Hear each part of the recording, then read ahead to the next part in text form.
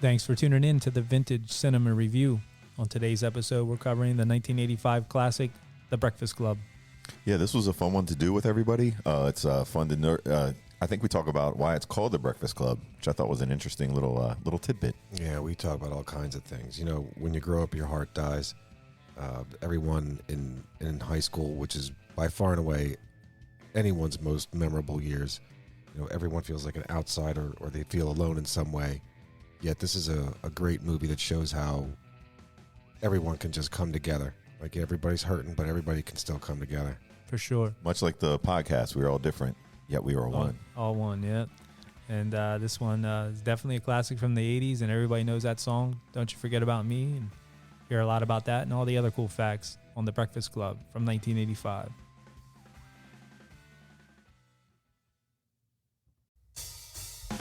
Hey, this is Dave. Matt. And Zap.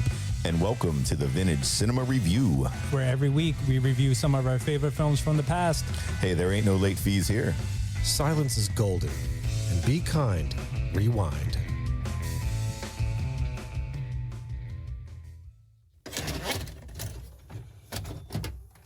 Hey guys, what's going on? Oh, man. I am so happy to be here today. How's it going? It's going good. I think everybody's doing well tonight. I missed you both so very much. Oh, thank you. It's For sure. It's just like been a couple days. Yeah, it's only been like 3 days. Yeah. Yeah, so hey, what are we talking about tonight? I think this is a good one for everybody out there. Are you kidding me?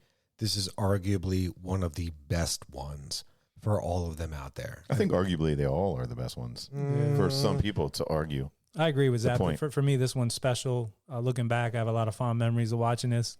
And I just always remember loving this movie back in the day, watching it again. I mean, it still holds up. What's pretty odd, just going into that real quick before we talk about the movie between ourselves, I don't really remember this movie all that much growing up. Like I remember watching it, seeing parts of it.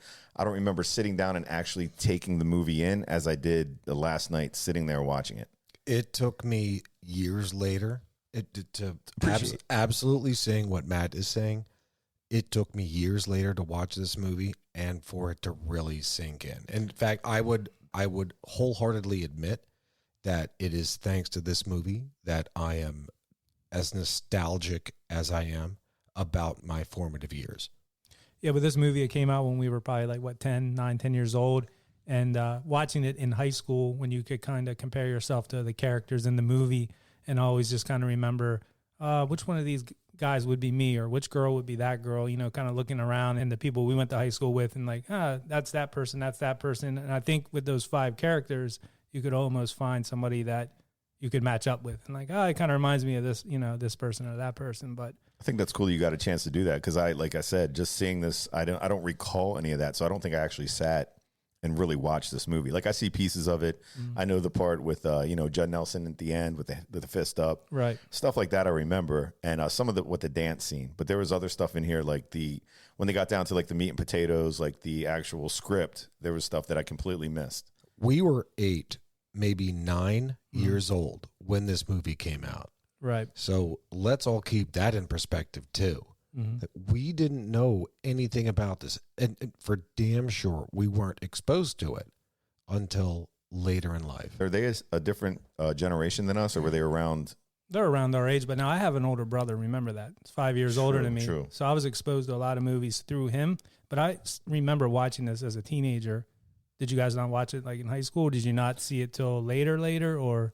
I for sure watched this, I'm sure, a number of times during high school. Mm-hmm. P.S. We haven't even announced what movie we're talking about yet. Did we say The Breakfast Club? Yeah, The Breakfast Club. So, yeah. P.S. everyone, we are talking about The Breakfast Club. Arguably, by all means, please. We look forward to the old dirty mailbag. We look forward to all of it. You know, your posts on Facebook, on Chat Slap, on whatever you want to do it. Facey Space. This is, in my humble opinion, despite my absolute love for sci-fi movies, this is the quintessential 80s film. This is the coming of age film.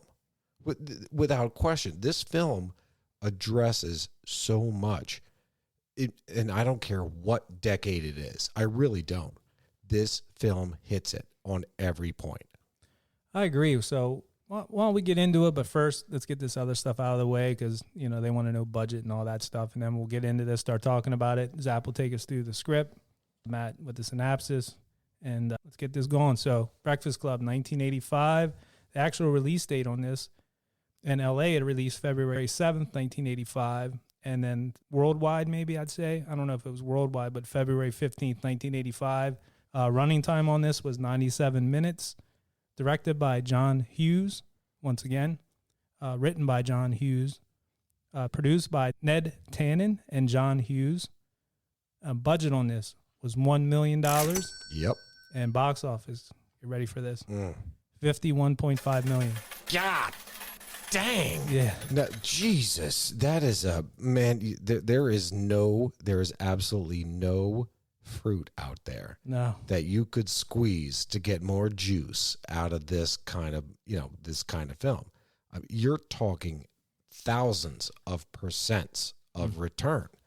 This is, in and of itself, this is a testament. This is, in my opinion, John Hughes' masterpiece. Yeah, it's 50 times, I guess you'd say. A little over. We were talking about a little bit earlier when we first started, just watching it now, and you're looking at a time where it just transcends time. There's no iPhones in this movie, no laptops, nothing that you would see in teen movies right now, but it's something that still can pull, I think, teenagers in and pull adults in and still bring you back to that moment. Agreed. So yeah, let's hear about it. So filming took place on this. It was in Illinois, Maine North High School. So that was like an abandoned high school that they were using. And actually at the same time, they were filming Ferris Bueller's Day Off at the same high school, which John Hughes obviously was involved with. So Zap, do you have the cast over there? I for damn sure have the cast. So this is, by far and away, this is a cast that, for anyone familiar, this is all Brad Pack all day. We start with Emilio Estevez as Andrew Clark. Charlie Sheen's brother. Despite the last name, yes, that is Charlie Sheen's brother. Fathered by the same father, Martin Sheen. Yes. Anthony Michael Hall as Brian Johnson. Judd Nelson as John Bender. Molly Ringwald as Claire Standish. Ali Sheedy as Allison Reynolds. Paul Gleason as Vice Principal. Richard Vernon. John Capellos as Carl Reed, the janitor. Ron Dean as Mr. Clark, Andrew's father. Mercedes Hall as Mrs. Johnson, Brian's mother. Mary Christian as Brian's sister. That was his fun fact, real quick. That was his brother and sister in real life. In real life. Yes. That's absolutely true. Oh, I didn't know that. Oh, that's absolutely true. It's a fun fact. I got to mark that one off. God damn it. I'm reading off a piece of paper here, and shit, I got to flip through papers to mark that one off. Tim Gamble as Mr. Standish, Claire's father. Perry Crawford as Mr. Reynolds, Allison's father. Fran Gargano as Mrs. Reynolds, Allison's mother. And with a special cameo appearance, John Hughes himself as Mr. Johnson, Brian's father. Right, and it said in here uncredited cameo, so they didn't have anything at the end for him in the credits for John Hughes. In the movie release, that, to be clear, the release that everyone in the known universe, with the exception of John Hughes, God rest his soul, has ever seen, John Hughes had no speaking role in that. All he was the dad that picked up his kid after detention. So when they say uncredited, it's just because he didn't have a speaking role. Correct. I got you. He did the same in Ferris Bueller's Day Off. Is that right? Yes, he was also in there with a non-speaking role, and I don't think he was mentioned in the credits. Yeah, so... He's sneaky like that. So here's a side outside of this movie completely, just in general fun fact. You don't get credit unless you have a speaking role. I actually, there is a would-be or want-to-be actor who, time to time, as circumstances present themselves, works at a client of mine. He does acting roles. And as you talk to him and you learn the biz, he'll tell you, you don't get shit unless you have a speaking role. So no cred, no nothing. We ran into that with Less Than Zero and Brad Pitt. If you remember, he had a part at the party, and he was trying to speak to get I guess too, it was something with the Screen Actors Guild or something. I don't know, one of those that he would have got more money or got something if he had a speaking part. Which I find amazing. I find that amazing. Look, okay, unions, whatever, SAG, good for you. How does the caterer get credit on the rolling, credits at the end of a movie? How does the janitor or whoever did this, that, or the other thing? They're feeding them and cleaning up. Okay. It's their job. So pick something, whatever, so obscure and so outside of the movie in and of itself. Call it a supportive, ancillary something having to do with the movie. The fact that it just happened to exist. Like, for Christ's sake, you could be the landscaper that was blowing leaves out of the driveway that the director drove up, but you get a credit in the movie, but yet somebody with a speaking role doesn't. Right. I don't know. I'm no union rep. I don't know how this works, but that just seems odd to me. Yeah, but I guess this is the way it works. I don't know. It's a whole nother world. We know a guy that went to high school with us as an actor. Well, not for nothing. I mean, I could be an actor too. That doesn't mean I get a job. Right. But before we get down this long and windy road here, it's already windy. Would you like a Breakfast Club film synopsis? A synopsis. Yes, it's brief. Actually, Actually, this one is brief. Is it really? Yes. 5 high school students from different walks of life endure a Saturday detention under a power-hungry principal, Paul Gleason. The desperate group includes Rebel John, Judd Nelson, Princess Claire, Molly Ringwald, Outcast Allison, Ali Sheedy, Brainy Brian, Anthony Michael Hall, and Andrew Emilio Estevez, the jock. Each has a chance to tell his or her story, making the others seem that they are a little different. And when the day ends, the question whether school will ever be the same. Ladies and gentlemen, The Breakfast Club. Nice. That was a great synopsis. That was good. That's a good one. That's actually it doesn't tell you the whole movie. Right. Nice and concise. Yes. Thank you, synopsis people. Mm-hmm. Not for nothing. I think that synopsis, it speaks volumes that will come to eventually, as we peel back so many layers in this movie. Mm-hmm. It speaks to the true simplicity of this movie and how that simplicity ended up becoming, again, what I will tell you is the quintessential 80s movie. Before we begin, do you mind if I say what was actually in the very beginning of this movie? Go town. The Breakfast Club starts with a quote from a David Bowie lyric. These children that you spit on as they try to change their worlds are immune to your consultations. They're quite aware of what they're going through, according to The Daily Beast. That was actress Ali Sheedy's contribution to the film. Yeah, that's from a song of his. What's that? That's from a Bowie song. Yeah, it's from a Bowie song. Apparently, Ali Sheedy was like really into David Bowie, and she was, I don't know what she was doing. She went to the John Hughes and was like, hey, I have a cool idea for the beginning of this movie. And she spitted out that lyric, and he was like, we'll add that in the very beginning. What was the Bowie song? I do not know. It does not say, actually. Man, you can't leave me hanging like that. Was it Changes? Okay. No, it says, she said that she was obsessed with David Bowie. She asked John if he knew the song. He said no. He asked her what song it was. She was like, I don't know. I just love the lyric. Interesting. So we can look that up. If you finger box that in, it'd probably tell you. I bet. All she said was, I think it would be a really cool quote. Mm-hmm. That's, Ali Sheedy. That's finger box worthy for sure. Right. And I wonder, like, that beginning with that, and the glass shatters everywhere. If that was like, back in the day, like something special cool effects, like, oh, that was awesome. You know what I mean? But that's probably most of the budget they probably put into that. It's only $1 million, And that's what, it begins right there. You begin outside of the school, and then parents are dropping them off, and I guess we're making our way in. Fun fact. John Hughes hated that. I did hear that. He hated, loathed, and despised the fact that glass shattering. Couldn't stand it. I wonder why. It didn't really mean anything, because I could see if it was a horror movie or something like that, but for that kind of movie, it did seem kind of cheesy. It seemed cheesy, and John Hughes would later go on to explain that he understands the purpose, but it wasn't necessary. They could have just faded right into the... Correct. Yeah. Wasn't necessary. So for purposes of the film, it was the idea of, all right, this glass is shattering. You're now going to enter this wild world of what happens in teenage angst. Mm-hmm. But in reality, you didn't need to really break any glass. It's all around you at all the time. Right. Hey, real quick on that lyric from the David Bowie song, "Lyrics for Changes" by David Bowie came up. There you go. Yeah. There you go. Yeah. Boomtown. Boomtown, yeah. Boomtown That's brought music to you trivia. by Dave. How we miss it. What's that? I said that's music trivia for you. How we miss it.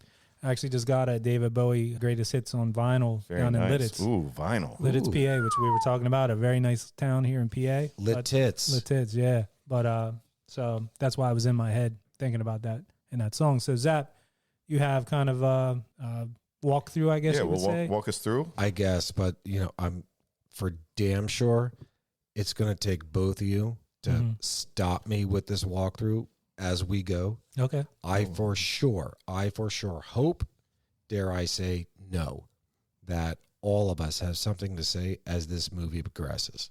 For sure. Let's progress. So it's one thing for me to talk about the cast. It's another thing for me to talk about the characters that cast plays. So in this, as I ran through the cast, we have Andrew Clark, played by Emilio Estevez. He was the athlete. The jock. The jock. As they would say, yes. He was a jock. And as we go forward, we'll find that he was in his particular predicament because he had taped a guy named Larry Lester's butt cheeks together. Yeah. So yeah, in the beginning, you're starting to see, I guess the cars are rolling up and, Andrew, the jock, he was getting dropped off by his father. His father's like, hey, us kids, we all, get in a little bit of trouble. Like kind of like being a real, just kind of how you would think of like a dad being like real into his son, winning everything. You saw Bender, who is Judd Nelson. He's just walking in. Like it's kind of like the parents couldn't really care where he is, what he's doing on a Saturday morning. He's kind of taking care of himself. Brian, he's there with his mom, his actual mom, and his sister in the car. And, the mom saying to him, like, don't let this happen again. You're ruining your scholarship chances. So she was really pushing the grades and that kind of stuff on him. And Allison, how did she show up? Was she getting dropped off or she walked in? Yeah, she got dropped off in a Cadillac Seville. Okay, yeah, So- it pulls up and almost hits. Yeah, I wanted to touch base on that, on the different cars. They kind of said that they were basically showing the different classes of the students as they're being dropped off. But yeah, Claire, who is actually the princess, she shows up in that BMW, that light baby blue BMW. Right. John Hughes was actually the one that was in the car, and it was his car. They It owned- was, yeah, it he was owned his the car. BMW. Well, he wasn't in that car in the BMW. He was in the Oh, he wasn't. No, they said he was. Okay. No, her dad in Messed the up, fun BMW fact. was you talking about Molly Ringwald's dad? Yeah, Molly Ringwald. That wasn't John Hughes. He was whose was it? He's right. Is he right? Yeah, I think John Hughes was actually the dad. Oh, was he? Yeah, and then he dropped her no. off. Because, No. wasn't it his car? I knew it was his car. To be clear, Okay. John Hughes showed up at the very end as Brian's dad. Brian, Brian, the brain's dad. Yeah. All right, thank you However, for the clarity. John Hughes's in real life car The BMW, Was the BMW. was a right? 1983 BMW 633 CSI, used Correct. to drop Claire off. which was used to drop off Claire. A 1984 Dodge Aries K was driven by Brian, the brain's mom, with his little sister in tow, who, as Matt had aptly pointed out, were his real life mother and sister. There was also a 1984 Ford Bronco 2 driven by Andrew, aka Emilio Estevez, his dad, and a 1984 Cadillac Seville driven by Allison's parents. And we didn't really get to see her parents. They just she was trying to say something and they kind of drove off. As we will find, her parents were extremely nonchalant about being parents, Right. just aloof. Just here you are. She's a little odd also. Yeah, I couldn't even see them in the car. Like, I didn't even notice who they were. I just remember the part of them dropping her off and her trying to lean up almost to say something like goodbye, and they just take off. Yep. Almost like they don't want to be bothered with her. Yep. Did you guys notice the license plates on the cars? I noticed one in particular. Mm-hmm. Now, I know that there are two. Right. This is on further research. I did find the second, but I noticed one that just fancies me just because I like smart stuff. So go ahead and give that one. And So Brian's mom, this is Anthony Michael Hall's character, his mom's car, the Aries K, was EMC2, right. which is It awesome. was the Einstein, yeah. Yeah. Did you notice the one, Matt, for the other one on the Bronco? No, I did not. It was Ohio State. Oh, I didn't see that. Yeah. all sports all day. I'm assuming that's where he went to school, or he wants his son to go there for the scholarship. So Scholarship, all-star athlete. Yeah. So on Saturday, March 24th, 1984, these 5 students, they arrive at Sherma High School and they report at 7 a.m. for what is going to ultimately be an all-day detention. We've got, again, as we'd mentioned, the brain, the athlete, the basket case, the princess, and the criminal. In some way, shape, or form, they're all corralled into the school library where Vice Principal Richard Dick Vernon tells all of them not to talk, don't get out of your seats, and don't sleep until detention's over at 4 o'clock. Not long after, he assigns to them a 1,000-word essay detailing who you think you are. Yeah. This is the point at which we get one of the best quotes of all time. We get Bender just jumping in. Judd Nelson's character. Hey, man, does Barry Manilow know that you raided his closet? Mm-hmm. So you already see that conflict, right? Like it's coming in. You're starting to see the definition of these characters behind, or even more so than you would have otherwise seen in their car interactions with their parents as they're getting dropped off. Like, this guy's just a rebel. Right. Like, he hates authority. And for damn sure, he hates his principal. You can almost tell by the way they're dressed. Who, like, you know what I mean? Just when they're walking in, you can kind of pick out who's who. You know, the guy had the Letterman jacket on, Emilio Estevez. Yeah, I don't really understand Judd Nelson's get up because I never really seen people like he had the flannel shirt on. He had some sort of like handkerchief around, like these sort of like boots. Gloves, He was glove. grunge, dude. He was grunge before grunge was grunge. Yeah, it wasn't Like, really. he was 10 years before grunge. Yeah. But it wasn't. He wore like Wrestling gloves. like drummers gloves. Like Well, they were like the web, like weightlifting gloves. yeah, or he had something, weightlifting you know? gloves on. The hair was cool. Yeah, he I had dug good his hair. He had great hair. Man, I remember those days when I had great hair. I know. And yeah, then, the jean jacket. and then I got out of 8th grade. Yeah. Yeah, But- he did have good hair. But yeah, the jean jacket on top of the flannel shirt, the like the wife beater underneath, and I don't even know what the boot get up was, but one was done, one wasn't. It was sharp. It's good luck. Fun fact about those boots. I didn't know that. Allegedly, from what I can find on the emitter tubes, he had gotten those pair of boots and he had actually poured motor oil Yeah, I did hear about that. into Yeah. those boots and let it soak in for a day or two or whatever, Mm-hmm. just to, loosen them up, get them all, worn in, Mm-hmm. make them look Well, shitty. yeah, they looked like they were going to fall off his foot half the time walking around. Another fun fact, allegedly, he showed up to the interview in that same outfit. So the outfit that he wore for the movie was the one that he wore to It the apparently worked. Yeah. Also, that when he did that show up for the what is that called when you all come in? It's a Like a cast read. cast. Yeah, when they were doing the read, he was doing the same type of attitude that he had in the movie. Mm-hmm. And the secretary that was there was actually going to call security until he went. He's like, no, I'm here. I'm playing this role. He does like a method acting thing. Yeah, he definitely, I did hear about that. Mhm. That he got into it a little bit with Molly Ringwald too. So, yeah, there's a lot to talk about Mhm. with regard to Judd Nelson's method acting. Right. It got him in some hot water in this movie. I believe it. Ultimately, it did. In the meantime, back at the movie. So now that we see all of these characters that are gathered in this library, we see the authority figure, Vice Principal Richard Vernon, telling them what to do. Here's what's going to go down. I'm going to be sitting right outside, and I'm just going to be watching you this whole time. Great, fine, dandy, swell. So the movie ultimately progresses with, I mean, what is truly the meat and potatoes of this movie is these 5 kids just getting to know one another. Mm-hmm. So it, of course, begins. It's amazing to see that Bender is the icebreaker. Like, he's the one that starts everything. Like, the movie starts with him just harassing the shit out of Claire, Brian, and Andrew. Right. What I thought was a fun part of the movie to start the movie off on how they're like in here without the principal seeing them. Judd Nelson goes, he's like, listen, I've done this before. And he takes the screw out of the door. And then with the screw done, he goes and the door's slamming and then they're trying to put it back. And then he's saying about it could be a fire hazard. I just thought the part was kind of comical. Yeah, well, it sounded like he spent a lot of time there in detention for sure. Oh, for damn sure. That's how he knew how to do all the, Yeah, he knew all his the way tricks. around there. Yeah. He knows the tricks. He definitely knows the tricks. And after that screw, Vice Principal, Vernon returns.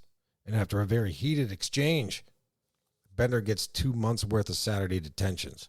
Like, could you imagine? Could you imagine just spending 2 months in detention? I'm sorry, every Saturday for 2 months? Yeah. Well, it's funny that Anthony Michael, he was keeping count. And it was almost like the principle we would take is like, because he's like mad at Bender, he was just taking out on everybody else. Like whenever they would chime in for something, he'd be like, shut up, nobody asked you or whatever. You know, he was just always being tough on everybody else. Like on Anthony Michael Hall, on Emilio Estevez, his character. It was like anytime they would chime in with anything.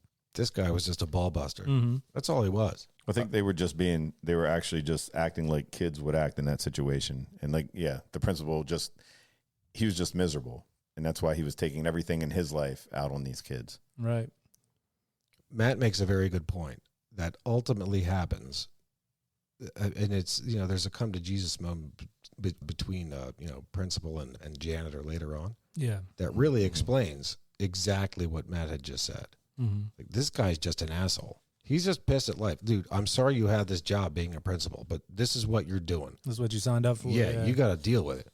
We were fortunate, though, that while everyone's in the library, we get a quick introduction to the janitor, Carl, who, after an initial poke by Bender, as I had mentioned earlier, he actually reminds everyone, look, I'm the eyes and ears. I see everything the hell that goes on here. Pretty interesting, coming from the guy who was Man of the Year at one point.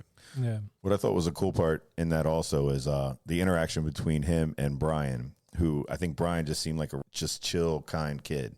And I think him and Carl were actual friends because remember he was like, hey, Brian. And Brian was actually like, he was nervous or felt kind of odd, like saying something like, oh, hey, Carl, like you're my friend, just to try to like in that room with other people, the way that other people who you don't know make you feel where you can't be yourself. Right. Dude, Matt, you are on point. As usual, you are on point. I was struck by that as well. So, Brian, it is absolutely clear that Brian, Anthony Michael Hall's character, knew who the hell Carl was. Like, they're at least friendly in some way, shape, or form during a school day, school week. You pick it. I don't know. I don't give a shit if their families are friends. Brian knows who this guy is. And so Carl says, hey, Brian, how's it going? Brian doesn't say a goddamn thing because Brian's afraid. Brian's actually afraid. Of peer pressure. Like, what are they going to think of me? Yeah. Sure. What are they going to think of me if I'm talking to the janitor? Yeah, unfortunately for this movie, I had to DVR it, and I got the edited version. So a lot of the dialogue. Oh, Jesus I know, Christ. because I don't own it. I wasn't going to rent it. Shame on you. And I was like, I'll watch. I mean, I got to watch the movie, but shame on you for not owning this movie. I know I should own it. I probably did it. There really wasn't like, I wouldn't say too much swearing. Every once in a while, Judd Nelson would say some dumb shit. But. Well, there was definitely where I could read lips on some parts, but definitely with the dialogue, there were parts that I was like, I wonder if that was original or not.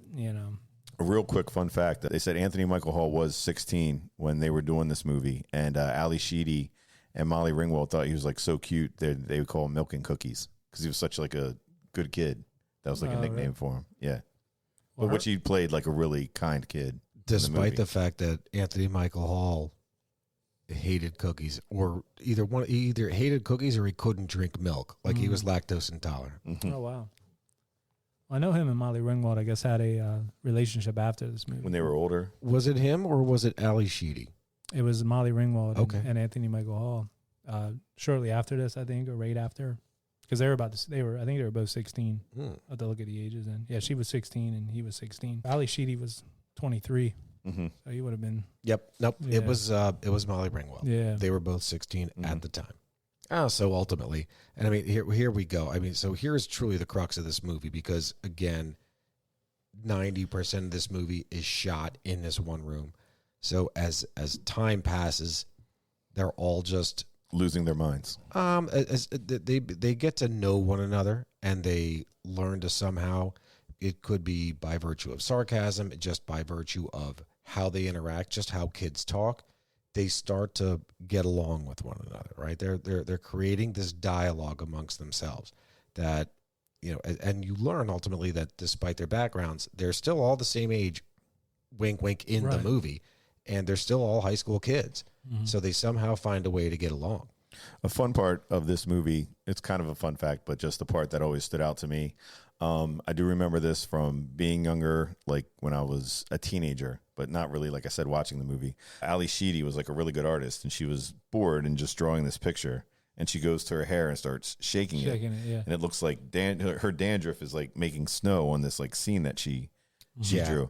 And they actually said that that wasn't her dandruff or anything like that. It was Parmesan cheese that she put in her hair. But like that scene, like a lot of people still come up to her and do that to her head. Yeah. Yeah. She lets people come up to her and shake her hair? No. People come up to her like if they see her and they go like this with their hair. With their own hair. Their own hair. I gotcha. That would be assault. Yeah. Someone approaching somebody else and shaking their hair, that would certainly be assault. Yes. But so I didn't know that. That's a touching thing. So we talked about Estevez being the jock and Molly Ringwald being like the princess and Judd Nelson being kind of the burnout or like the, I don't want to say burnout, the criminal type kid. I would definitely say burnout. Burnout, yeah.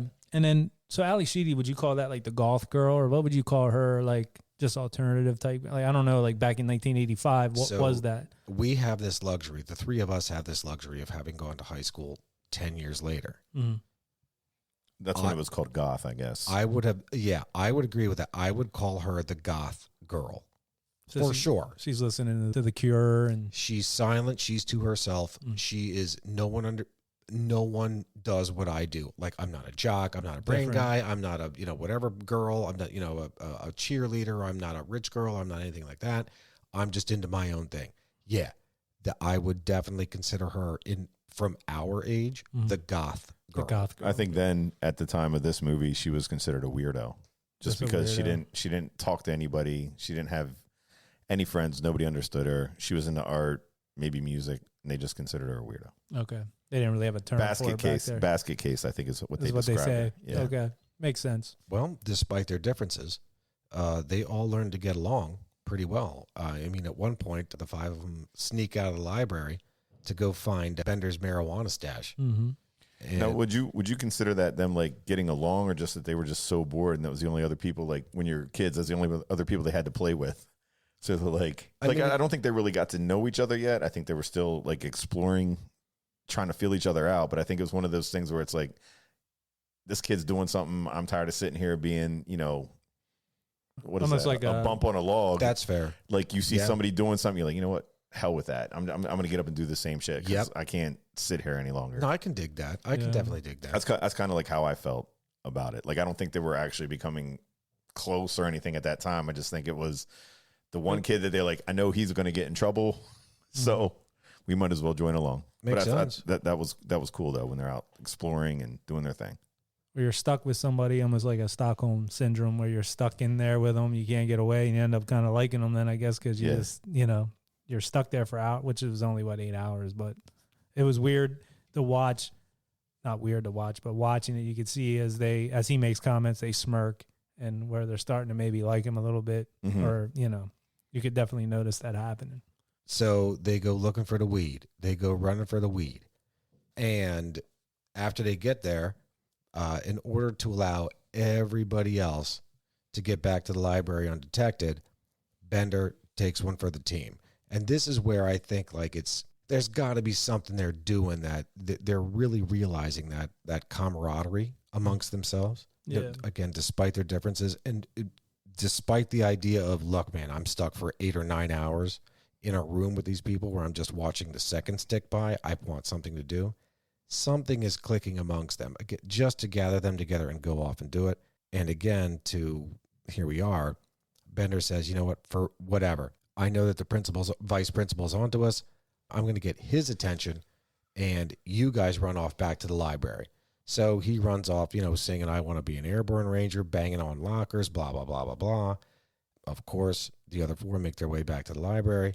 He gets busted, and he's then thrown into a storage closet and is ultimately just browbeaten, just diminished, just crushed by this bully of a vice principal. Yeah.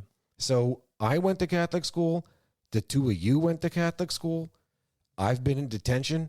I for damn sure was never thrown into a storage locker. No.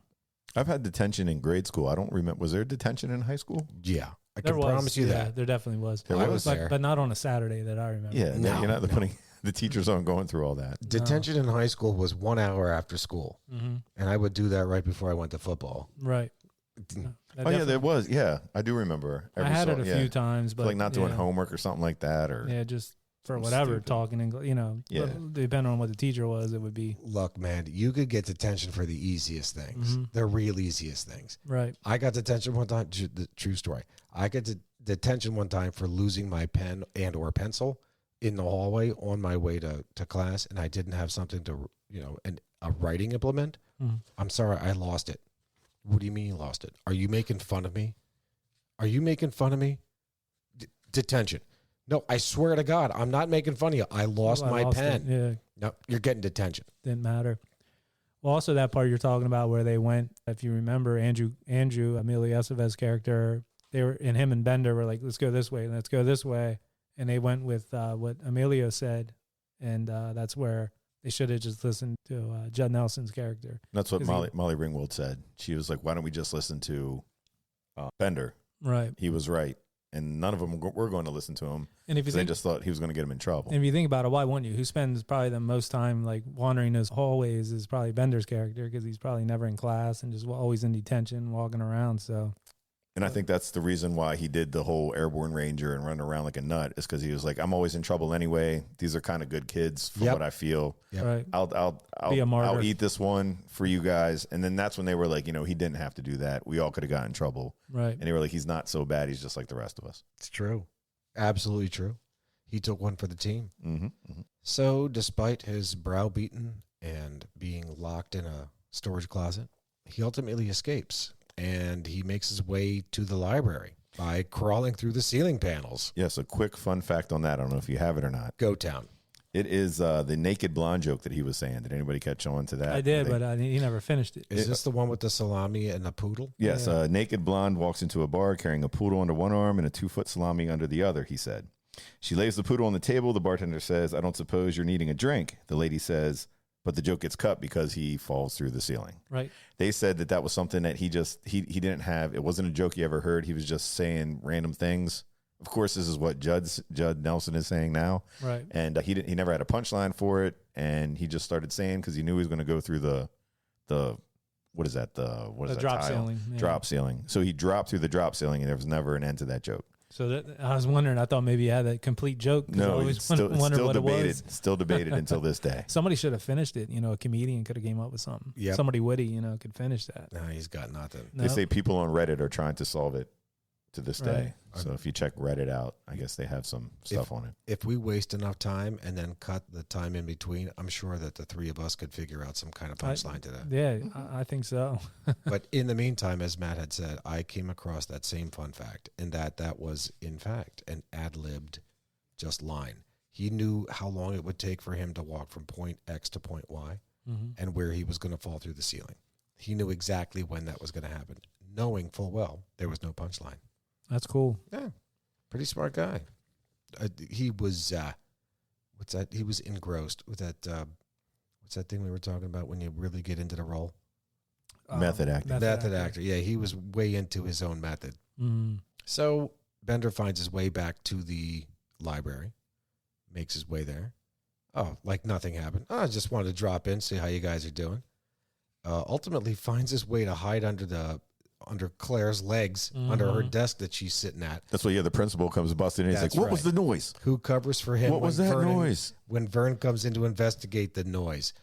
And since he did one for them, they were doing one for him, where they're like, we're not going to get you in trouble. They're bumping their head. And go back to the part with Claire where he's under the desk and takes a peeky gander. Ooh, he does take a peeky gander.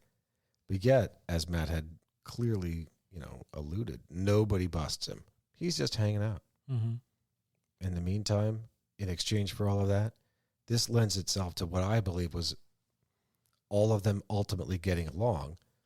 They just pass the time by talking, arguing, listening to music, and smoking the reefer. Well, that's where everybody just started, which was funny. They said that whole dancing part, are we there yet or no? Almost.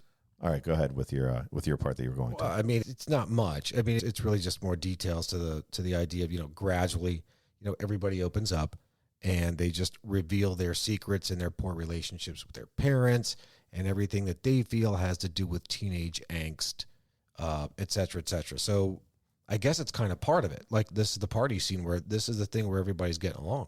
Well, yeah, because they're all high. And they're all sitting there. They're so high, they don't even know it. You don't even know. Oh, my God. But then they all realize that they're all pretty much the same. They all hate their parents. Their parents are bothering. They're bugging them to be the jock, the super student. And you start learning more about, like, reasons why they are there. Brian starts saying about how he brought a gun to school. Well, how about the line that Judd Nelson pretty much told the principal that the weeds in Brian. Oh, in Brian's in underwear. Yeah. Like he pretty much told him where. Well, it that's was a at. classic truth lie. Oh, truth lie. Yeah. we were Because just you're talking right about there. I'm telling you, it's in Brian's pants, man. It's Don't like you start your shit. Like, like- it's like American Psycho. What are you into? Murders and executions. that. Exactly. Oh, mergers and acquisitions. You hear Dude, what you want to hear. Yeah. That was just on the other day, by the way. Oh, I love that movie. Oh my God, yeah. Oh my God, yeah. But as Matt had alluded, so as they're all sitting around talking about themselves, so this is truly like five tales talking themselves through, but ultimately get to the same point, right? So Claire's popularity, Bender's father's just an ass, Allison is just a compulsive liar. Andrew admits that, you know, his father emotionally beats him, but no, you've got to be the best, the best, the best. Brian is under pressure to, you know, to be the brain. Mm-hmm. And then this is where we actually finally find out that Allison, Ali Sheedy's character, had no business being there. She just didn't have, she had nothing else to fucking do on a Saturday except go to detention. But I was wondering on that, was she lying about that too? Because she just lied. Well, she lied to get Claire. I wanted to get your input on that. No, I think liar. Because no. Matt loves liars. We know that. She was not a good liar, Okay. and she was horrible at it, and she was just egging on Claire at the time because I think she saw a weakness in Claire because she was so insecure about herself, and Ali Sheedy felt that Claire was even more insecure than her. So she kept on saying this stuff like, "Oh, I do it all the time. I do it with my therapist. You know, I've done it." All to get her to say, "Yes, I'm a virgin."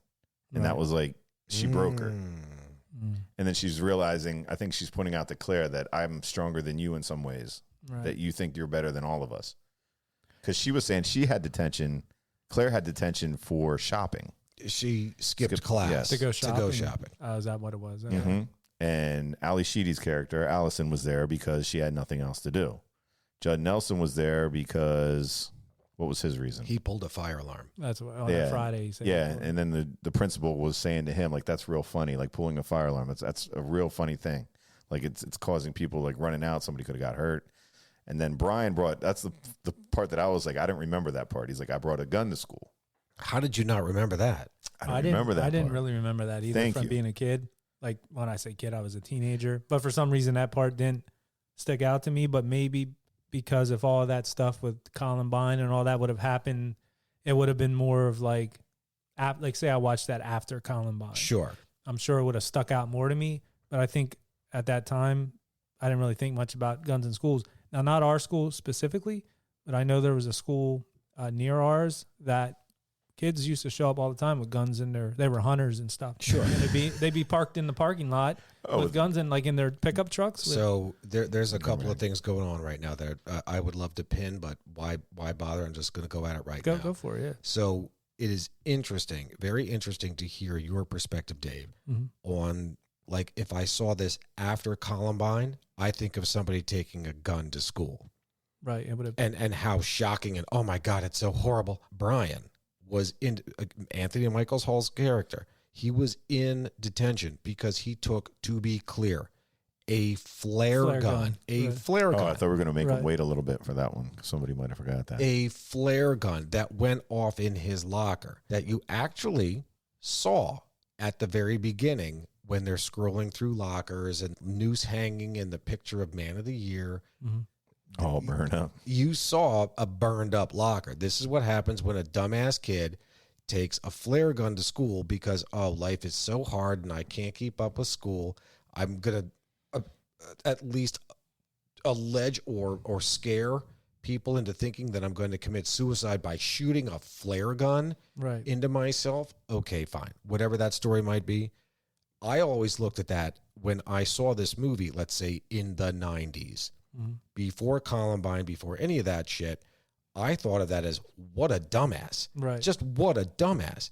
Which, in fact, they laugh about in this movie. Like, dude, you can't make a lamp. You did, but You were going to kill yourself?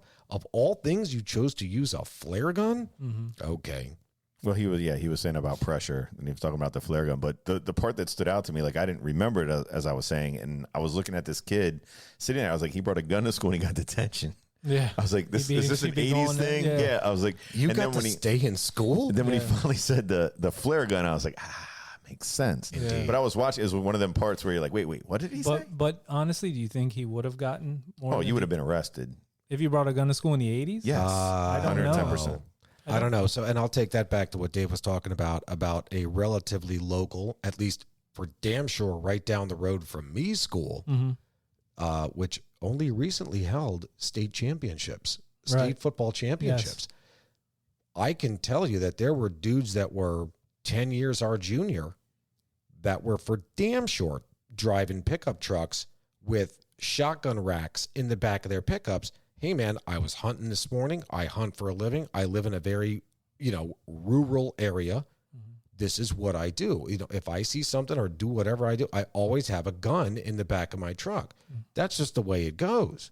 So but you're talking a rifle or a shotgun in the back of a correct. Once you bring a firearm into a school, I think that's something. I think the cops would have been called immediately. I'm not 110% sure. I think I know. But I'm just saying in rural wherever Chicago. I agree, Matt. There would have been cops called, and it didn't hit me until the flare gun. But when I heard that part, I was like, wait, this doesn't make sense. I think we're ultimately getting to the same story here. Although we're talking in a circle of story. Yeah, we're coming in two different directions, but that's it. Like I'm just coming in from the direction of these are rural farming guys that are doing whatever, and maybe there's the other side is like this dude brought in a gun, but it's a goddamn flare gun. And that's thus the detention. They were like, what the hell is this guy? Was he going to like a gym class or something? Right. There was a misunderstanding. They didn't know he was going to try to. Could have been just a prank. For all we know, could have been a prank. I just think after like those events happen, that word becomes when those two words are together, school and gun, it triggers something where maybe it didn't in 1985, So I think that's why I don't remember it. Whereas I might look up the research. I'm going to research that for our next vintage cinema review. If it would, what would have been the crime in 1985 in that part of Illinois? Oh, we may, if we're lucky, we may touch on that when we come to the fun facts, because I've got a fun fact for you. Okay. In the meantime, while all of these people, while all of the kids are talking about who they are, what got them into detention, and they're becoming friends, like they're becoming close. They're spending a day together. Vernon, Vice Principal Vernon, is complaining to Carl, the janitor, that he's shaking his fist, like that old codger that's standing on a porch. Oh, you better slow down! Don't you better stop at that stop sign.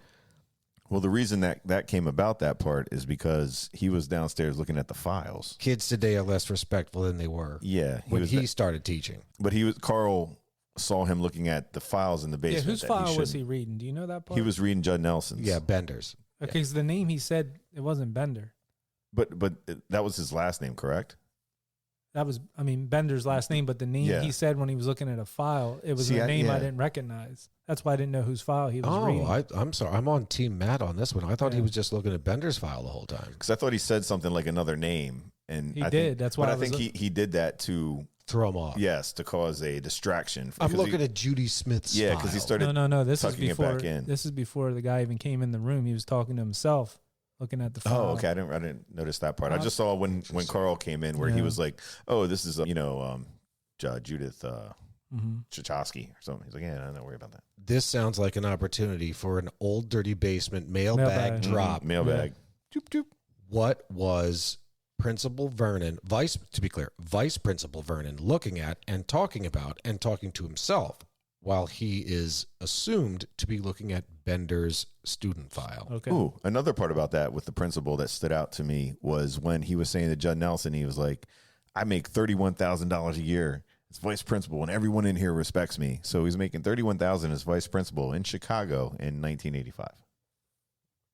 Yep. I have a fun fact on that, but we can save it for the end. Save that for the end. Does it involve a money man? Okay. Yeah. Does it involve the conversion rate? Yeah, and do you have that too? I worked it out. Okay, good. That number, the number that you're likely going to say was just a little light. It was before, the true impact of Joe Biden's economy. It's a little higher. Okay. Okay. Thanks, Joe Biden. Yeah.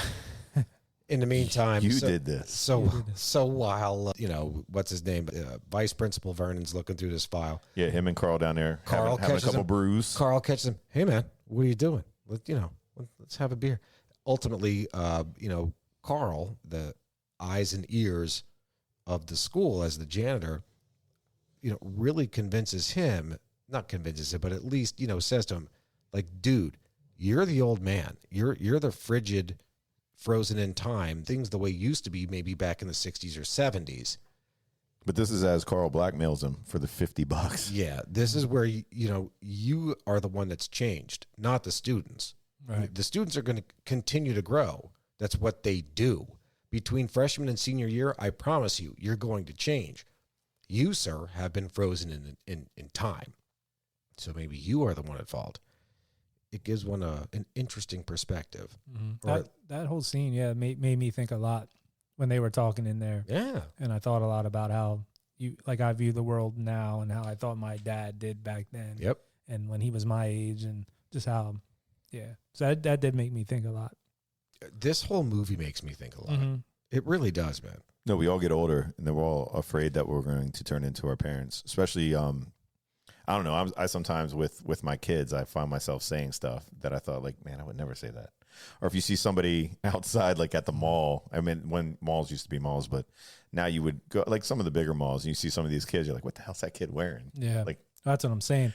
And then he made a comment there about, these are the people that'll be running the world someday. Yeah. And that's where we're at right now. Yeah. These people, you know what I mean? So it just made me think about that. Like, Are you shitting me? It scares the shit out of me. Yeah. Look, I'll make this real easy. At some point, I'm going to be some old decrepit piece of shit. Do I want some kid who has spent their entire lives staring down at their finger box for their entire lives, taking care of me, like pulling out my, life support plug just so they can charge their phone? Right. No, thank you. Yep. But maybe that's the codger in me. Yeah, I know what you're saying, though. Anyway, so in the meantime, while, not long after, again, just a different cutscene, it goes from, Carl and Vice Principal Vernon to now, we're getting to long into the day that these kids are getting to know one another. Claire is now giving Allison a makeover. Allison, the psychopath, the basket case. psychopath. Yeah, sorry, wrong word. Well, we do true crime too. Yeah. Right. So Allison's getting a makeover. That little makeover sparks a little, But Emilio. Emilio's got the filio. So yeah, from Andrew, Claire breaks her, and equally Claire, the one that gave her the makeover, she breaks her little pristine innocence, and she just kisses Bender. Mm-hmm. Equally though, it's fun, not at all. It's interesting that both of these kids, they realize that, well, I'm this princess and you are this rebel. They realize that their detention relationship is going to end as soon as detention ends. There's a feeling that their experience together is going to carry themselves through. Like there's something there. It's like, something happened here. They'll bond over. Yeah. Yeah.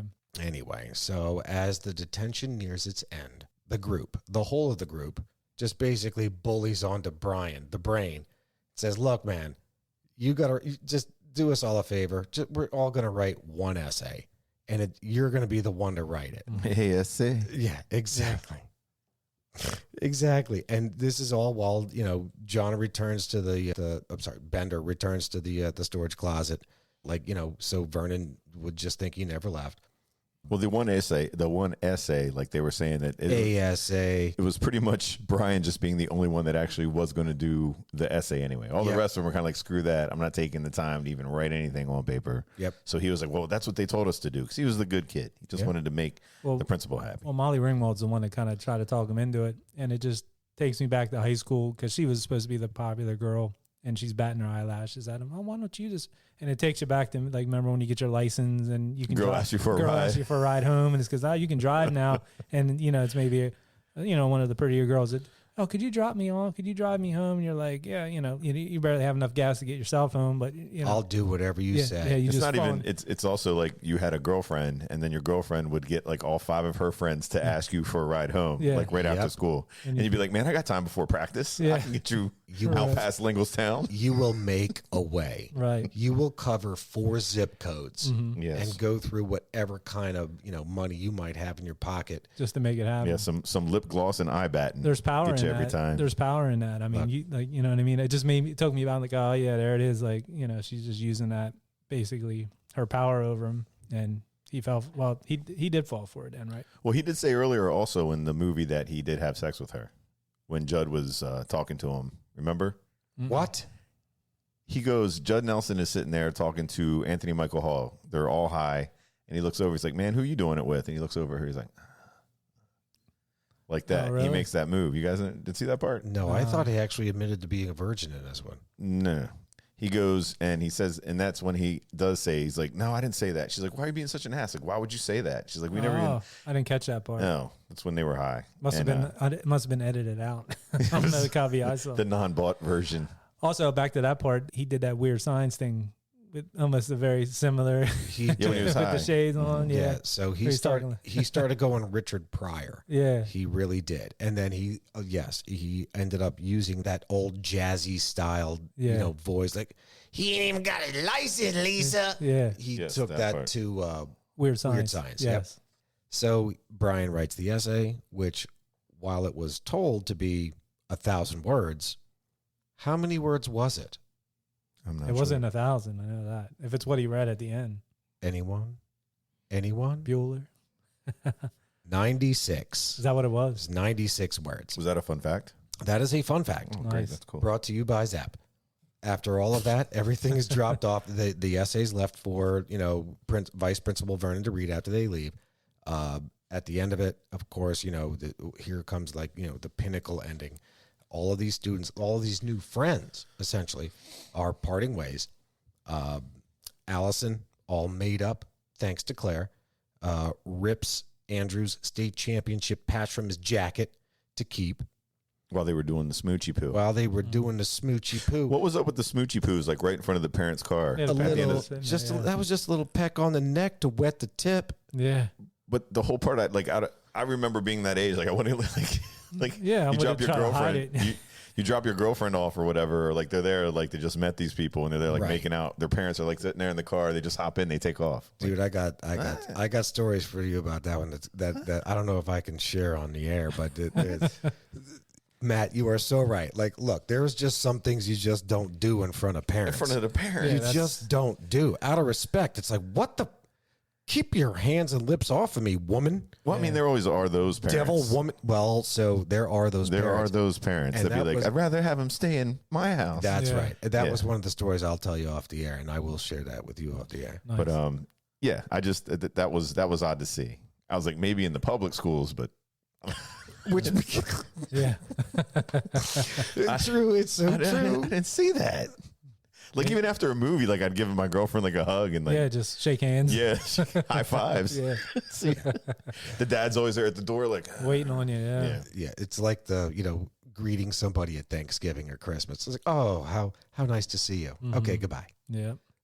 So yeah, oh my God. So in the meantime, yeah. So Allison rips Andrew's championship patch off from the old athlete, and Claire gives her one of her diamond earrings to Bender. Bender. And that was a to real put that into was his a ear. real nice diamond. So Bender's going to go and trade that for some drugs Maybe. Probably. that afternoon. I don't know. It could have been a cubic Z just because she Could was have who knows. Mhm.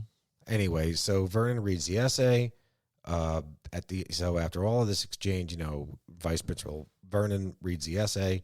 This is where obviously in this fantastically written simple paragraph that Brian states that he's already judged them and he's using stereotypes but each one of them is a brain, an athlete, a basket case, a princess, and a criminal. Does this answer your question? Quite simply relative to who we are. And the essay is ended with, sincerely yours, The Breakfast Club. Breakfast Club. Yep. Yeah. That must have been like their detention because it was so early in the morning. Like I guess that's what must have been their detention. It must have been like when they were This when they whole were put thing in. was weekend detention. Yes, but I'm saying that's what they must have called it. Saturday detention in the morning must have been called the Breakfast Club. Or did they Well, just come up with that? there was a fun fact. There on is, that. in fact, a fun fact about that. Okay. Yeah. The lunch bunch. Well, that, but Also no, a fun fact. yeah, I see we all have gone to the same sources and wells for fun facts. Yes. pretty much. Yeah, I think This, it's gonna be. we got to ring this. Right. We got to do this in Mhm. circular motion. Right. So yeah, the part about the Breakfast Club and John Hughes, I guess he heard it from his daughter. It was like a term that they would use. I think it was his daughter, right? I believe it was his son. Oh, it was his son then. Okay, yeah. I knew it was something that he heard, and he was like, "Oh, I'm gonna just use that for the title because it was like terminology that was going around among teens at the time." Yeah. So, from what I can find, Mm-hmm. the term "the Breakfast Club" was actually the term applied to Saturday detention at the high school at which his son was going to at the time. Okay. Yep. I knew it was something like that. From what I can read, at this point, this is going to be a no holds barred. Freestyle. We are absolutely freestyle, spitballing, throwing whatever we read on them inner tubes out there on this podcast with Right. respect to fun facts. And these are alleged. Alleged. Yeah. They can either be confirmed nor No denied. right? Molly Ringwald was originally cast to play Allison, and she took offense to that because she always thought of herself as a pretty one and thought of herself as the way her sister was. And she was like, no, I'm not going to do that. And they had, before she became Claire, Laura Dern and Jodie Foster and Robin Wright Penn also went out for that role. At the time, it was just Robin Wright. Yes, Yeah. Robin when, Wright. Yeah. When did her and Sean Penn get together? Was that? I don't know. They got together, then got divorced. Was that before or after Madonna? That was after Madonna. After? Okay. I think that was during the one movie that they were in together where his daughter got killed. Sean Penn's daughter got killed. The hell was that called? I'll think of it then. Not but sure, but yeah. yeah, Robin Wright. The poster for the Breakfast Club, iconic poster with all the characters in there. Texas Chainsaw Massacre Part 2. So what they did on the cover, if you look at the cover of Chainsaw Massacre 2, Texas Chainsaw Massacre Part 2, It looks just like it the looks Breakfast just like Club. Breakfast just Club. like it. Yeah, so they took that and copied it. That's Did like cool. a satire of it, I guess you would say. That's wild as hell. Yeah. There is such a great story about Texas Chainsaw Massacre Part 2 with respect to Zap. Like, it's silly. Uh-huh. It's silly, but when I was first introduced to that movie, and that movie was brought to my house because I was a latchkey kid and my parents were away. But the guy that brought it to my house, his parents or his brothers or whomever was always at home. So, hey, man, we got to watch this at your house. I was afraid to keep the video cassette at my house The cover. because I was afraid that Leatherface was going to jump out of the movie Off the and cover. get me. I swear to God. I swear to God. So I want to bounce back to something that Matt had touched on with regard to casting. So we already spoke about how Anthony and Michael Hall, that was his actual real-life mom and his real-life little sister in the car. Emilio Estevez had originally auditioned for the role of Bender. However, Hughes was unable to find someone else to play Andrew Clark. So Estevez was actually recast then to play Andrew Clark, the jock character. The jock.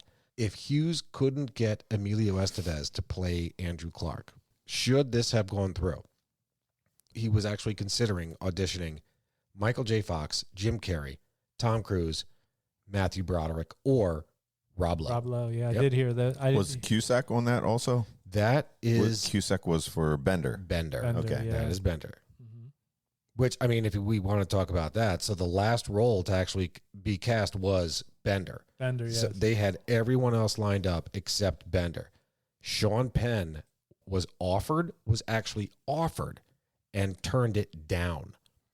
Nick Cage was considered for the role, but the budget was $1 million. And at the time, they couldn't afford him. It was too much. Nick Cage I would took imagine. too much. Well, Sean Penn, I guess by that time he did Fast Times, but he wasn't He the wasn't actor that huge, we know and love today. I mean, well, we loved him back then, but He was enough to be offered the role and say, fuck you, I'm turning it down. right, yeah. And again, like Nick Cage, can you imagine Nick Cage being Bender? Maybe. Well, what did Nick Cage do that? Because in Fast Times, he was like a background person. That was 83. I think by the time this movie came around, Nick Cage would have done Valley Girl. Okay. I'm not sure if he would have done Raising Arizona by then. I think that might have been later. That was later, I believe. Yeah. Okay, so then Valley Girl. Valley Girl was the one. Okay. It was enough to, make him expensive. The man, yeah. Not unlike John Candy in Vacation. Vacation, yeah. The $1 Million. Valley Girl, if anybody likes that, they can put that on the list there. Yeah. That was a good one. That was a good one. Good It was a 80s pretty flick. good one. Yeah. So as Bender was the last one to be cast, actually Hughes had originally cast, accepted everything's good to go, John Cusack. But John Cusack didn't come off as threatening or menacing or badass enough to fill that role. So he was done. He said, I'm sorry, man, you can't do it. I love it. I would love for you to do it, but you just don't fit it. You're going to be better as Lloyd Dobler, or you're going to be better as, oh God, what's his name from Better Off Dead? Yeah. Lane Meyer. You're going to be better as Lane Meyer, but right now you're just not good enough for this. And you were great in 16 Candles or whatever the hell else, but no, you're not going to be Bender. So they went with Judd Nelson. However, the choice to use Judd Nelson came back to bite Hughes in the ass. Those two couldn't stand one another while they were doing this filming. Like Judd Nelson, as we had mentioned a couple of times, Judd Nelson went into this method actor mode. Mm-hmm. This is not unlike Eric Stoltz. I think we might have mentioned this before, where Eric Stoltz gets into a role, right? Like, you must refer to me as my actor's name, or I'm sorry, my character's name. Don't refer to me as my real name. Like, I'm in this role for months. Daniel Day-Lewis, he's another one. There you go. Yeah. So it got so bad. And not just him being a method actor and just being just a jerk, but he ended up, doing a little too much. So as we saw in the movie, he was that bully, right? So he's that guy that's just poking and prodding and pressing and just being so maniacal, going against, Emilio Estevez's character or going against Molly Ringwald's character or whatever, just to get a rise out of him. He did that off scene with Molly Ringwald, a lot. And she was only 16. Correct. And he's 25. Correct. So, yeah. Anyway, ultimately, as a result of his antics, so he finished the movie and he did a great job. Obviously, a great job. Hughes never worked with Judd Nelson again. Mm-hmm. True? Yep. True. Just wanted to say the Simple Minds, who said this was not a big hit soundtrack. I thought they would have better music for how iconic the movie was, but the soundtrack was kind of a flop. But it did have Don't You Forget About Me, which is always up there on a playlist. Any 80s song. It was written especially for the film soundtrack. That's why it goes so good with this film. Fun fact. Do you know who originally they were going to have do it? I do. Yeah. Who? Cyndi Lauper. So Billy Idol? Billy Idol, yes. Yeah. I did read that. Yeah, so that song was not written by Simple Minds. Yeah, who did write that? Do we know that? For all I know, Barry Manilow. Yeah. Maybe he did. Okay, Simple Minds did the song. I don't know who wrote it. Yeah, somebody wrote, I feel like whoever wrote it, I'm trying to remember now. It was one individual that wrote it that was maybe from another band. Could be. It was written especially for the film soundtrack, but Simple Right. Minds performed it. Simple Minds did, but there was a lead singer of another band, I think, that wrote it. But their band, or I forget. I have to look. That'd be a mailbag item. We'll look it up. Well, before we get too deep into the mailbag, so as Matt had aptly pointed out, Simple Minds did not write that track. It was written for whomever wants to record it. Billy Idol was approached. He turned it down. Simple Minds said, yeah, we'll give it a shot. And they did it. They actually at the time thought it was just a throwaway song. Mm-hmm. For what they at the time, having seen the screening, they just thought it was just a forgettable movie. And again, completely forgot about this song.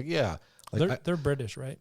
Yeah. Yeah. So I did this, cough syrup ad, or I did this, that, and the other thing. They just tossed it away like it was nothing.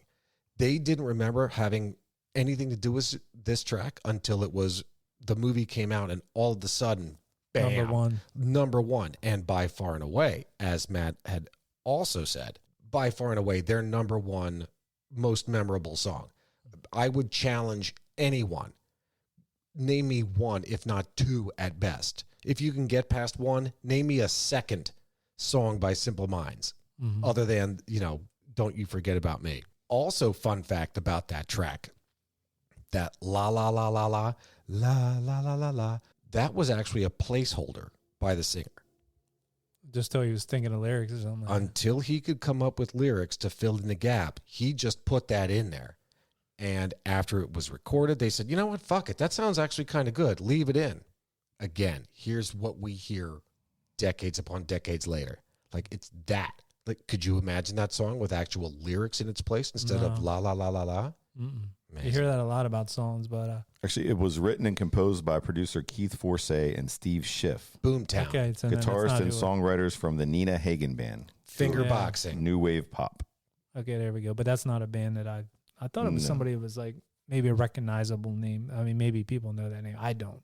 But I thought it was somebody from like a 80s band that we would know, that would be well known. But Keith Forsey. so 10 years after this came out, so we're 1995, and there was a horror movie coming out called Scream.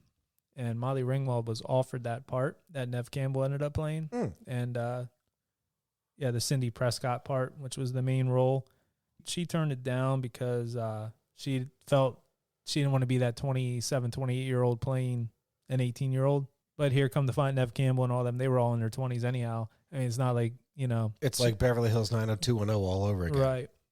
And Molly Ringwald was in the Dahmer series we watched, if you remember. Oh, yeah, for sure. She was his mother. The mother, stepmother. John Hughes, he did the screenplay in just 2 days. So July 4th and 5th, 1982, he wrote them over those 2 days. That's unbelievable. Yeah. That's pretty quick. I mean, you kicked out a hell of a story over the course of 2 days. Fun fact, the original part for Carl the janitor was given to, and was cast to Rick Moranis. Yeah, I did hear that. He actually came in with a thick as hell, big brown beard and a heavy Russian accent.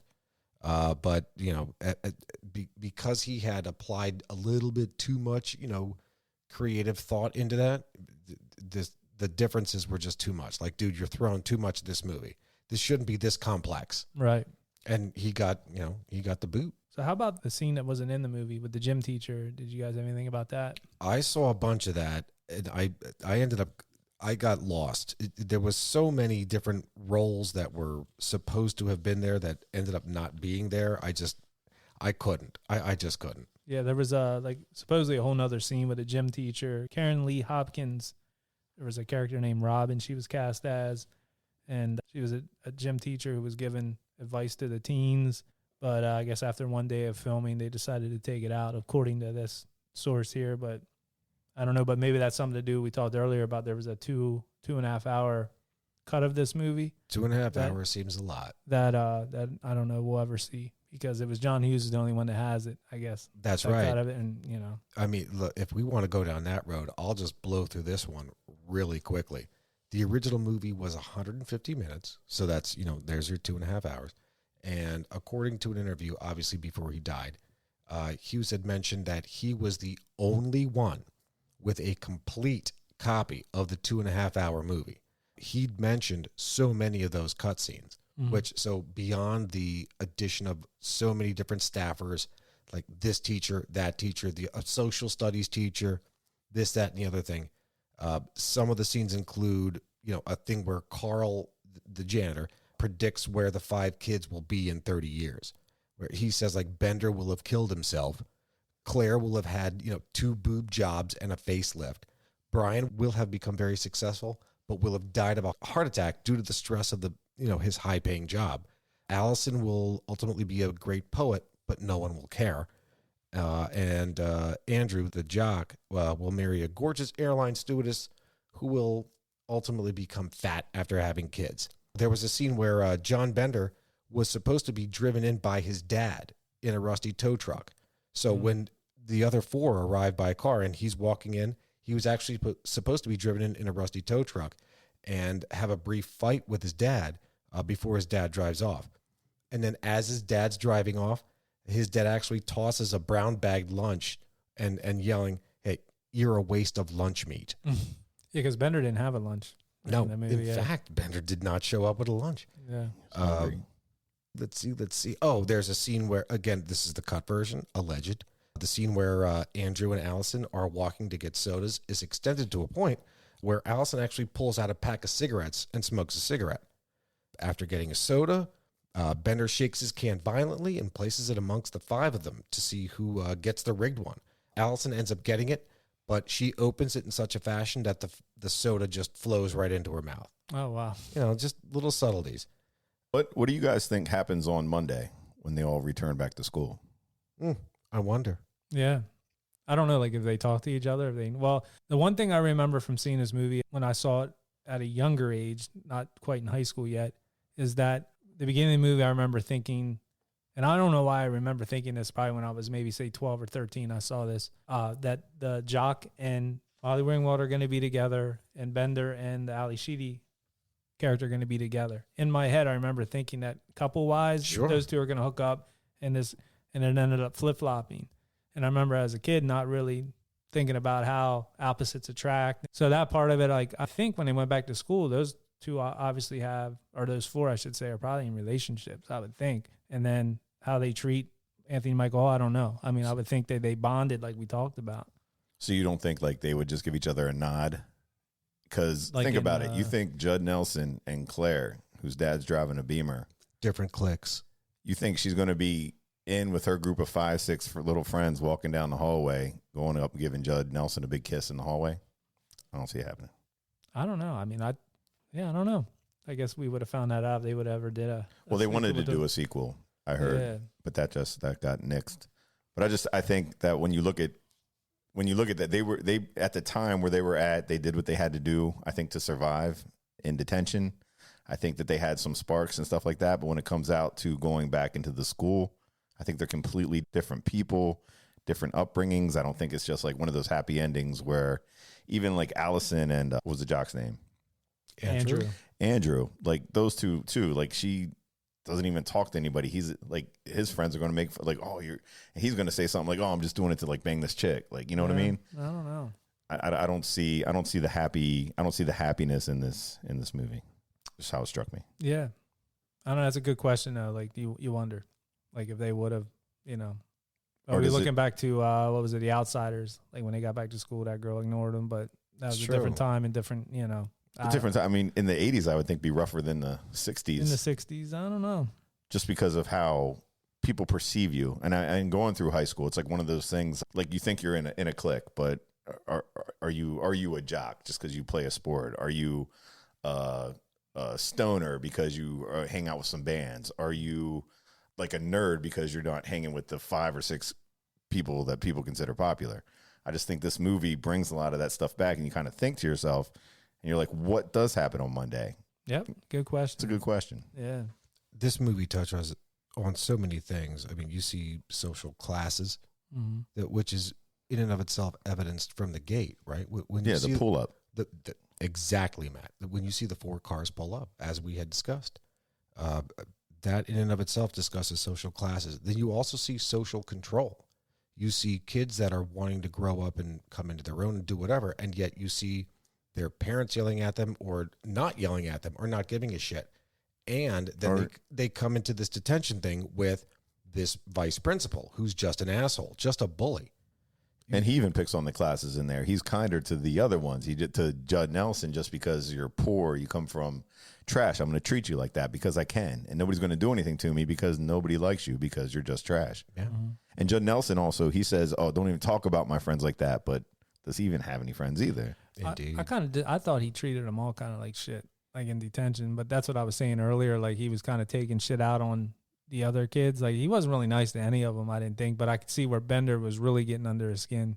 But I didn't think he was showing any. He did say, I'm disappointed in you. I think you would do better. I don't expect this out of you. But I think he wasn't nice to any of them. But like you said earlier, he was just like miserable. But did he know how to be kind from his upbringing? He said his dad, Who are you talking about, Bender? Bender, yeah. Probably not. And that was another one-liner I don't think we talked about, where they were talking about Brian's family. He's like, you want to know what Brian's family's like at home? Yeah. Hey, and then he said, hey, you want to go fishing? He's like, we can do it on the boat.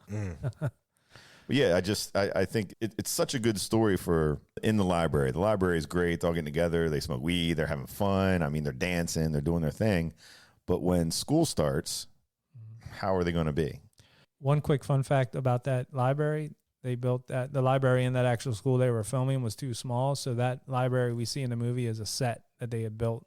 So that's probably where a lot of the budget went. That's expensive. Yeah. For Especially damn that sure. statue. Yeah. I remember watching that, and I was just sitting there thinking, how the hell? Look, so we all went to Catholic school, right? So I get that public school does a lot of things, but god damn, that was a big ass Big- library. Who has a statue? Yeah. They had a Picasso in the middle of their library. It was a big ass library. Yeah. But that was all built. That's not the first time they did that. That was the first time, but John Hughes did it later with Home Alone. They built that whole set in a gymnasium. And I think this set was built in the gymnasium of that school. But that library was. What's that? The inside of the house? And Home Alone was built inside a gymnasium. Okay. John Hughes did that later, but same thing with this. This was a library set built inside a gymnasium at that school. We see the exterior shot of. So That's unbelievable. mm-hmm. That's unbelievable. Quick little fun fact: the vice principal Vernon's character is actually based on a wrestling coach who was a gym teacher at John Hughes' school. Now, we all went to a high school together where there happened to be a wrestling coach who was a gym teacher. Yeah. That particular John Hughes' gym teacher, who was that wrestling coach, flunked him for gym. Wow. So yeah, years later, the guy watched the movie and said, "Yeah, that was a good movie, but I thought that guy was a jerk. I thought that vice principal guy was a jerk." Yeah, it's based on him. How about it? How about it? So Stanley Kubrick saw this movie, and he was looking to cast Anthony Michael Hall for a movie he was working on, Full Metal Jacket. He was going to play Private Joker.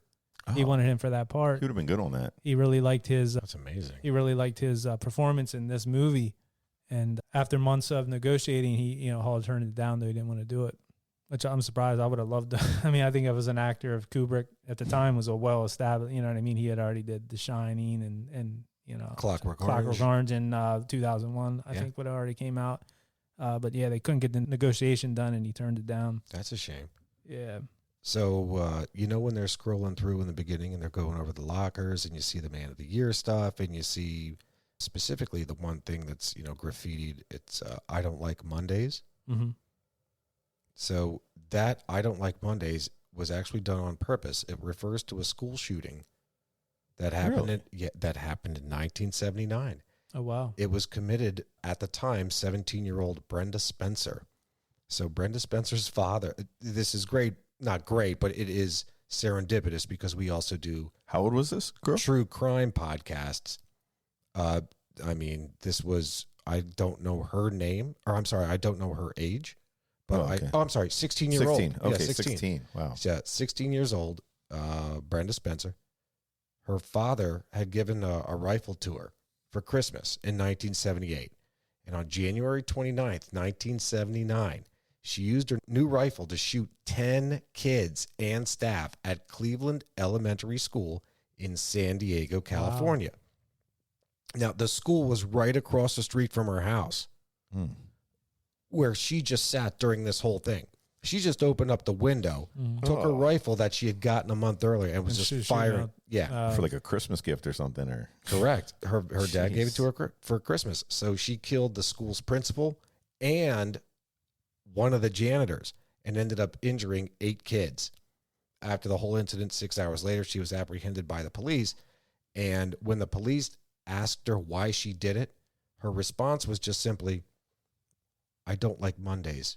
Oh, wow. I didn't know that. This livened up the day. That's crazy. I never heard I that. didn't even know about school shootings. Like we talked about earlier, talking about Columbine. Like I don't know that I ever heard about a school. I'm sure that it had happened. Well, this was just news in San Diego probably at the time. Right. It didn't travel. Travel the way- like it yeah, did. or people don't have pictures of it on their cell phones that they're posting. And Yeah, you figure that happened, in the 70s. This Columbine thing happened in 97, 98, I guess it was. And it was just with 24-hour news and everything. And it just was everywhere.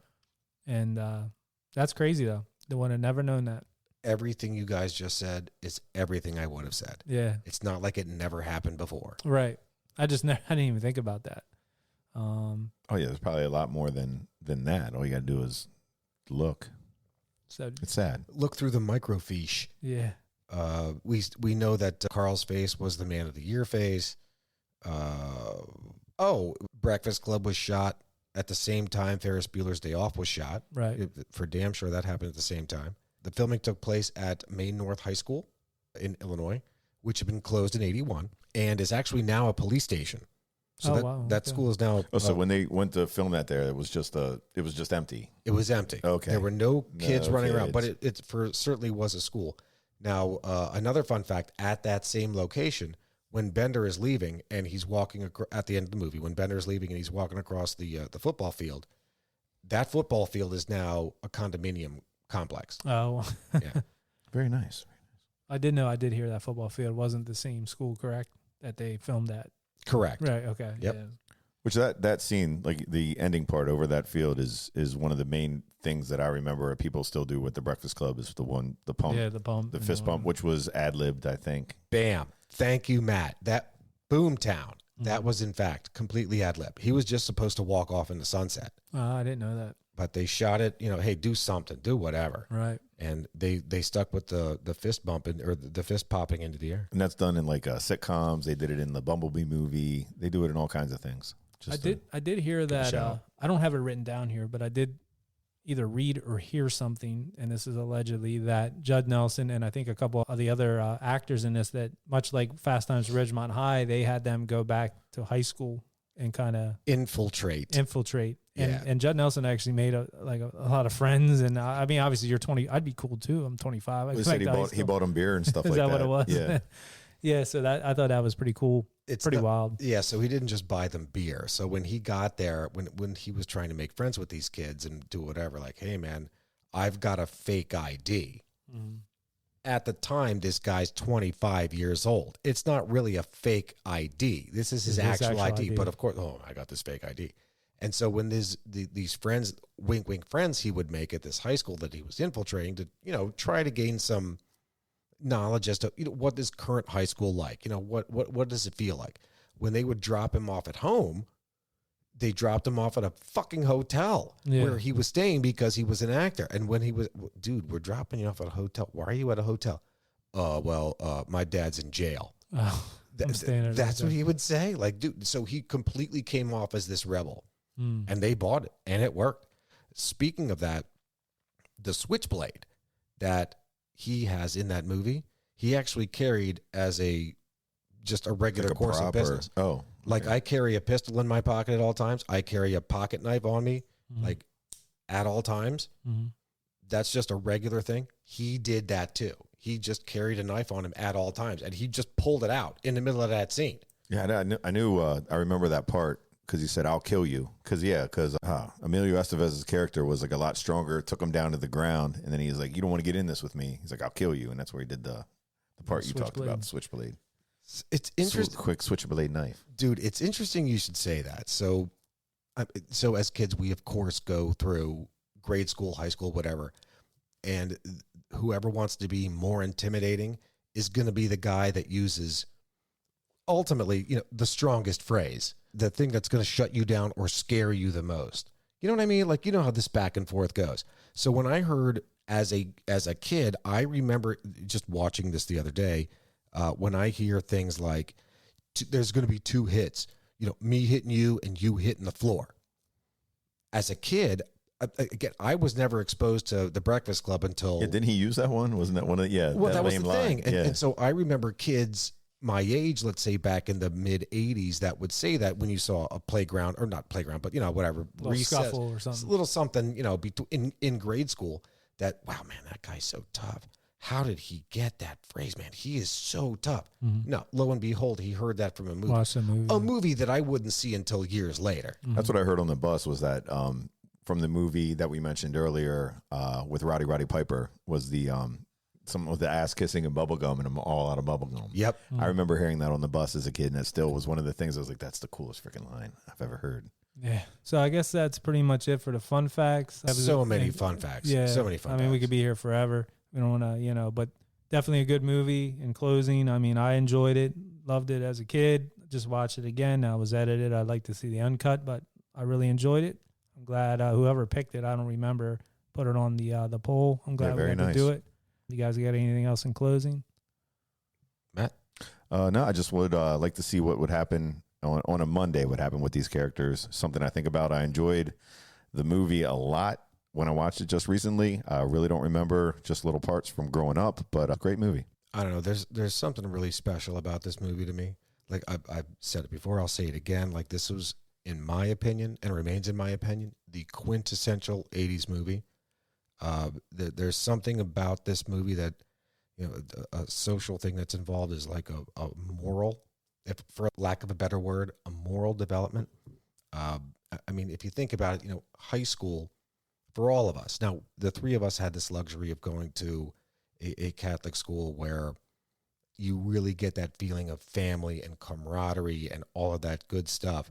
And this is really where we began to notice, you know, changes in ourselves and just growing up and meeting and getting to know new people. But at the same time, you know, everyone feels like an outsider. You know, everyone feels alone in their own way. Everyone wants to be accepted. And yet, while they want to feel accepted, everyone wants to, you know, assert their own independence, right? And their own identity. This is truly that definition of coming of age. Again, despite it being 10 years earlier than we ultimately came of age, or just shy of 10 years earlier of us coming of age. And then I guess there's something in this movie that really strikes me so hard. It's that there's a quote in this movie that, like, when you grow up, your heart dies. That, like, you can turn that into whatever you want. You can interpret that in so many different ways. Like, it's so poetic and yet it's so true, right? So you have these kids, right? And it's not just these kids, but us kids. Again, this nostalgic look back where you're growing and you're becoming your own person. Man, when I get old, I'm never going to be that guy. Never going to do that. You ultimately do.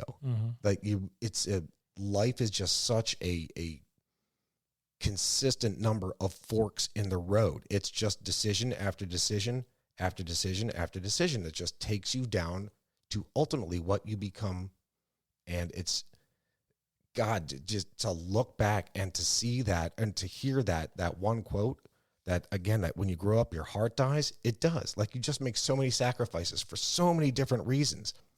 Yeah, man, growing up sucks. I'd love to be, you know, carefree and I don't give a shit. I don't have bills to pay. I can do whatever I want. If the worst I have to get out of this is detention, okay, then I'm going to do that. I don't know. Again, for me, over and over and over again, this movie is so nostalgic and it's so touching and it's just so meaningful. Just again, quintessential 80s growing up movie. For all the kids listening, just get detention. Do something out of the norm. Not anything bad, but stir up a little trouble. Not too bad. Right. Not too bad, but do something that you wouldn't normally do. Give it a shot. Take a risk. So, yeah, I don't know what's going to be next week. There's a couple in the running, Cannonball Run, and a couple other ones. So I'll have to end that poll soon so we know what we're going to be doing. So don't forget to go over to our Facebook and Instagram at Old Dirty Basement and follow us on there. TikTok at Old Dirty Basement Podcast. If you're listening on Spotify, Apple, Google, leave us that 5-star rating. On Apple, you can leave a written review. Really helps us get discovered. And I guess that's it for now. So we'll catch you where? On the flip side. Hey, if we don't see you sooner, we'll see you later. Peace. Thanks for listening to The Vintage Cinema Review in the Old Dirty Basement. If you dig our theme music like we do, check out the Tsunami Experiment. Find them on Facebook. Their music is streaming on Spotify and Apple, and where great music is available. You can find us at Old Dirty Basement on Facebook and Instagram, and at Old Dirty Basement Podcast on TikTok. Peace. We Audi 5000.